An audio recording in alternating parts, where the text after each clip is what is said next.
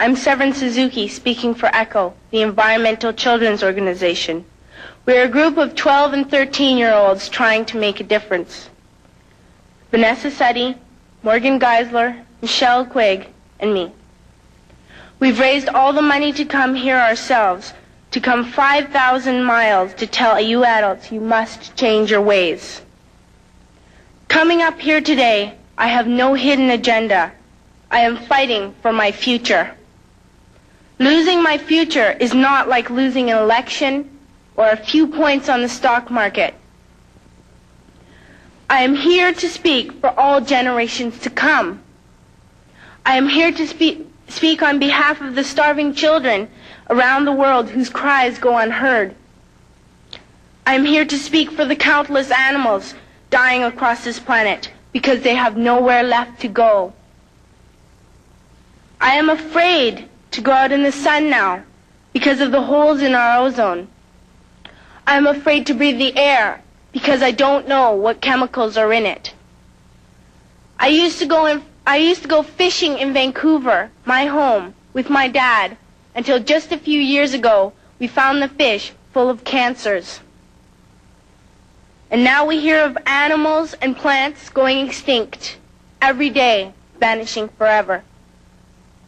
In my life, I have dreamt of seeing the great herds of wild animals, jungles and rainforests full of birds and butterflies. But now I wonder if they will even exist for my children to see. Did you have to worry of these things when you were my age? All this is happening before our eyes, and yet we act as if we have all the time we want and all the solutions. I'm only a child, and I don't have all the solutions. But I want you to realize, neither do you. You don't know how to fix the holes in our ozone layer. You don't know how to bring the salmon back up a dead stream. You don't know how to bring back an animal now extinct. And you can't bring back the forest that once grew where there is now a desert. If you don't know how to fix it, please stop breaking it. Here, you may be delegates of your government, business people, organizers, reporters, or politicians, but really, your mothers and fathers, sisters and brothers, aunts and uncles, and all of you are someone's child. I'm only a child, yet I know we are all part of a family, 5 billion strong. In fact, 30 million species strong. And borders and governments will never change that. I'm only a child, yet I know we are all in this together and should act as one single world towards one single goal. In my anger, I am not blind, and in my fear, I am not afraid of telling the world how I feel. In my country, we make so much waste. We buy and throw away, buy and throw away, buy and throw away, and yet northern countries will not share with the needy. Even when we have more than enough, we are afraid to share. We are afraid to let go of some of our wealth. In Canada, we live the privileged life, with plenty of food, water, and shelter. We have watches, bicycles, computers, and television sets. The list could go on for 2 days. 2 days ago, here in Brazil, we were shocked when we spent time with some children living on the streets. This is what one child told us. I wish I was rich. And if I were, I would give all the street children food, clothes, medicines, shelter, and love and affection.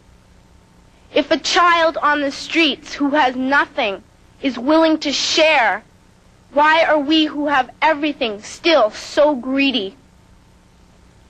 I can't stop thinking that these are children my own age, that it makes a tremendous difference where you are born. That I could be one of those children living in the favelas of Rio.